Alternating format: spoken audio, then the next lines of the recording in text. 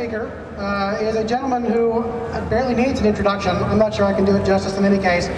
A longtime fixture of the KSFO morning show, a local weatherman for ABC and CBS. He's familiar to almost everyone in the Bay Area, and I'm going to say he's familiar to every one of us in this crowd today. He's a nationally known author with a new book out this week called Eco-Tyranny. He'll tell you all about it, I'm sure. Among Brian Sussman's lesser known but exceptionally important work is a project called Brian's Kids, which has helped over 400 children in foster care find permanent adoptive homes. That's great work. So, I'm very pleased to introduce to you Brian Sussman, KSFO Radio.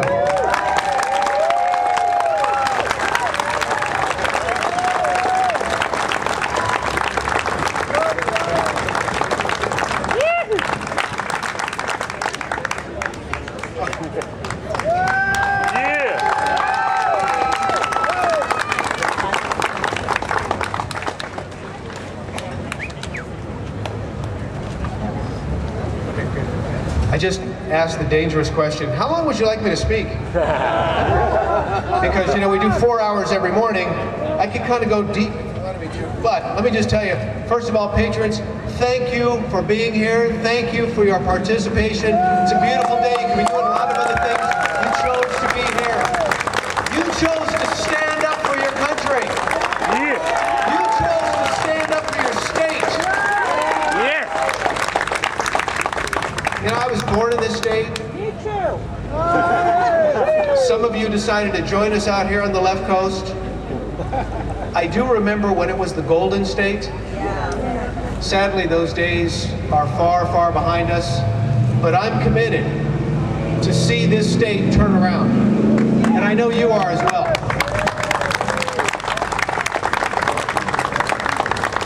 I'm really stoked because the next book comes out on Tuesday. We do have some advanced copies here. I talked to the publisher to try and get a special price for this event. In the stores, they retail for $25.95. We're doing it for $20 plus. We'll pay the sales tax, so just $20 even. But Eco-Tyranny is the name of the book, and I will just give you a brief encapsulation of what's inside this book. If you want to know why Obama and the environmentalists hate big oil, hate nuclear power, want to see every dam in America torn down, want to see millions of acres of private property federalized, it's in this book, and it, folks, needs to be stopped. It needs to be stopped.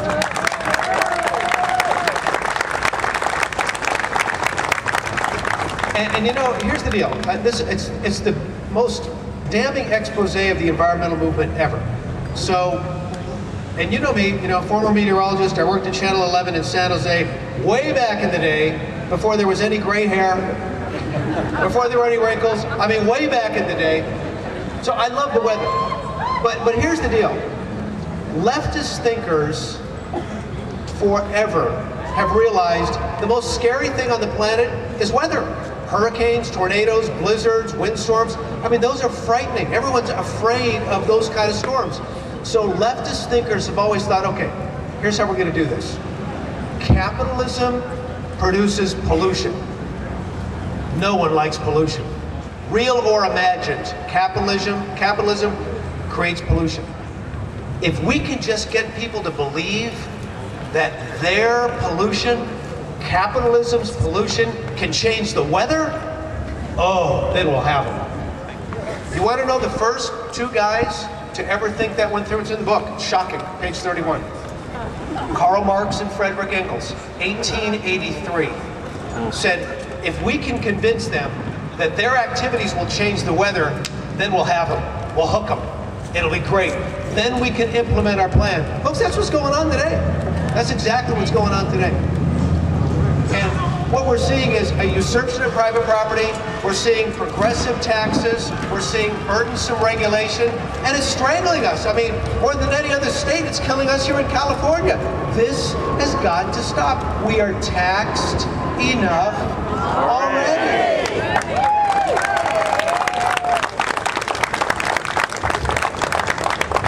Okay, so we were founded because we were taxed enough already. There were 51 signers to the Declaration of Independence. 50 of these men were married.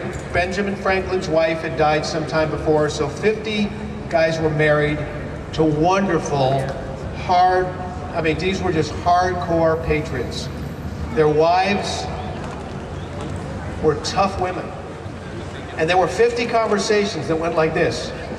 Okay, honey, if I sign this Declaration of Independence, you know they're coming after me. And if they come after me, they're coming after you, and they're coming after our kids. Are you sure you want me to sign this? And there were 50 women that looked those men in the eye and said, sign it. We are taxed enough already. Sign it. We want our liberty.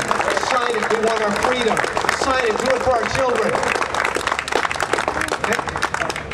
It's 2012. We're here again, folks. We're here again. These patriots said they would give their life, their fortune, and their sacred honor for the sake of this country, right? Yeah. Life, fortune, sacred honor. It's right there in the Declaration of Independence. So here's how it played out. I'll give you 3 quick stories. They're actually in the book in greater detail, but let me just give you 3 of them. Robert Stockton and his wife, Annis. Robert was a champion to the crown. I mean, the Brits loved this man. He had been a great mover and shaker for the crown in the colonies. They had treated him well, but something happened. Robert Stockton looked around and said, okay, these taxes that they're employing upon the colonies, this is too much. He ended up becoming signer of the Declaration. Immediately upon signing the Declaration of Independence, the Brits come into his property before he could get there. His children run in one direction. They take his wife captive. They put her in a prison. No change of clothing, no bed to lay her head, no food. She was cared for by one of their African servants who found her and decided he would take care of her.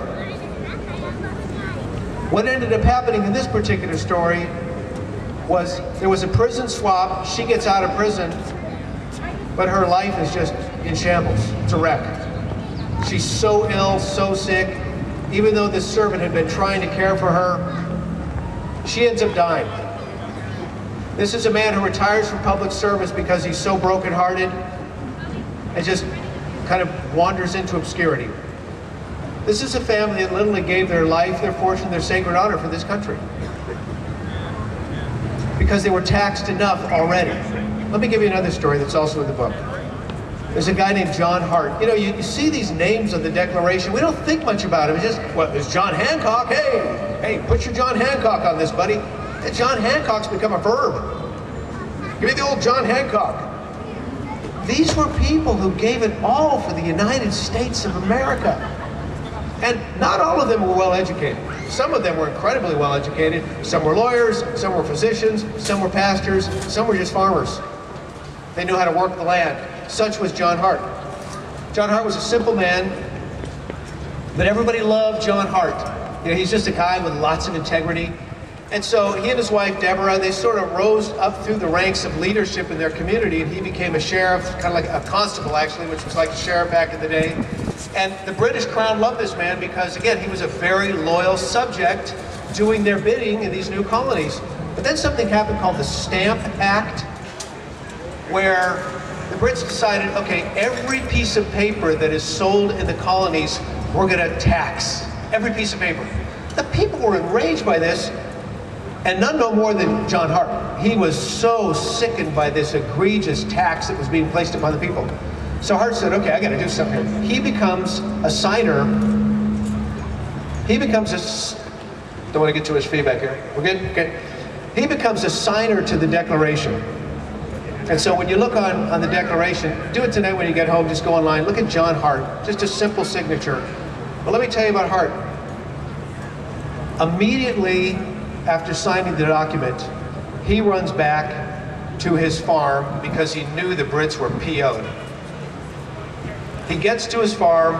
His wife had been very, very ill. He did not realize how ill she was until he got there. She literally dies upon his arrival back at the farm. He doesn't have time to bury her before the Brits come onto the property looking for John Hart. He shouts to his children, run. They take off in one direction.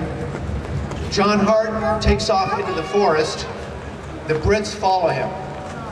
He was being chased in the forest for an entire year with only the clothes on his back, living in caves, eating berries for an entire year. Finally, the Brits left the area. He decided it might be safe to come back to the farm. He was terribly worried about his children, and he really wanted to bury his wife. He comes back to the farm. It has been burned to the ground. The livestock slaughtered. The horse is gone. He can't find his dead wife's body anywhere. He's finally reunited with his children who had been taken in by neighbors.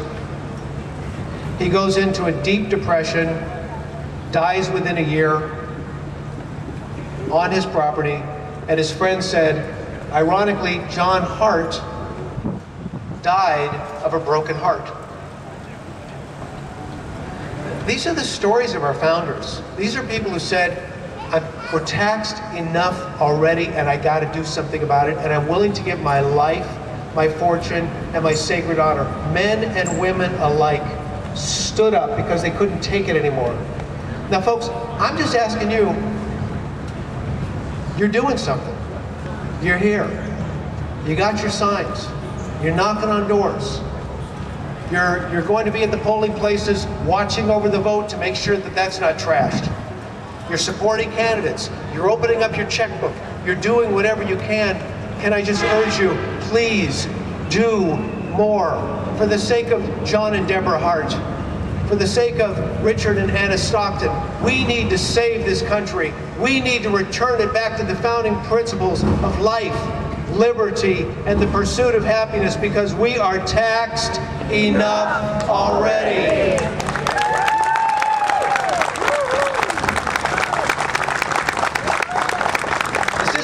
This isn't a Republican thing. This isn't a Democrat thing. This is an American thing, folks. That's what this is all about. We need to find men and women of good character, men and women who hold morality and virtue at the core of their being. We're going to go out there and fight the good fight, and we are going to support them. But we have to be diligent. We have to be vigilant. We cannot give up. We just can't. We're at a crossroads. We can't give up. Now, I'm doing what I can do, okay? I come to the microphone, not because I'm looking to make an easy buck. God knows waking up at 2 in the morning is not easy. But I'm doing this, folks, because I care about this country. This isn't entertainment for me, okay? I care about this country. I write these books because I care about the United States of America. I'm writing these books, I'm doing what I can do, I'm out here because I care about my kids and my future grandkids, okay? I don't want them to look me in the eye someday when I'm an old man pushing around a walker with drool coming out of the side of my mouth, and they say, why didn't you do anything? Well, I'm doing something. You're doing something. We're all doing something. Let's keep doing it, because our work is cut out for us here over the next few months. God bless the United States of America. God save the good state of California.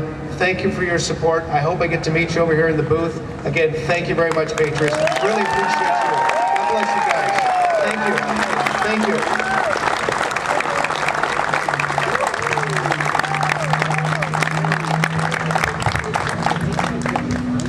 Ladies and gentlemen, Brian Sussman. Thank you very much, Brian.